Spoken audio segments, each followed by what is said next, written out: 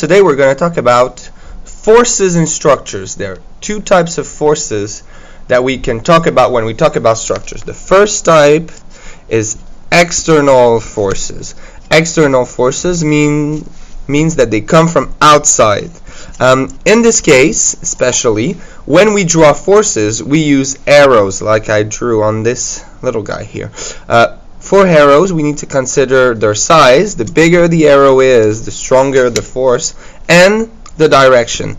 It tells us where the force is being used. So, for example, here we have a big arrow, which would represent the force of gravity, for example.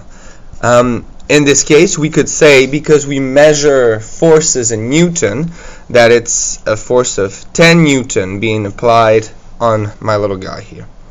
And on both sides, my little guy is being pulled on both sides, and the arrow is a little bit smaller than this one, so we could say that it's a force of 5 Newton, and maybe it's two best friends trying to pull him on two different sides. Since his friends are pulling him equal forces, my little guy is going to stay where he is.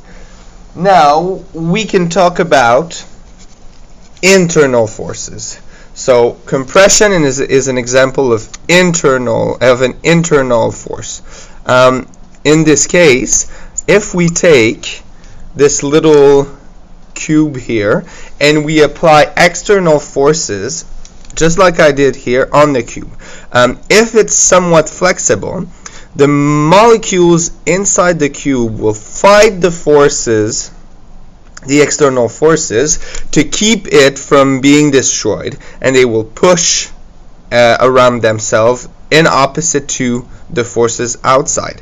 This is called compression, and it's the internal force inside a structure. There's another internal force that's the opposite of compression. It's called tension. This is also an internal force that is applied in reaction to external forces. So here we have the same cube, but instead of pushing on it, I'm pulling on it on both sides. As I pull on it, the molecules inside are trying to fight this external force by pulling on molecules next to them, and it makes the little cube not compress, but get smaller like that. And this is the internal force of tension trying to fight the external forces. Finally, the last internal force is the force of shear. So it's also an internal force that reacts to external forces. In this case, if my two forces, instead of being at the same spot, are slightly moved to both sides, this time the molecules could tear apart and be separated, which would cause a shear in my cube that was here, just like you can see here. Now, can you find some examples of different types of internal forces around you?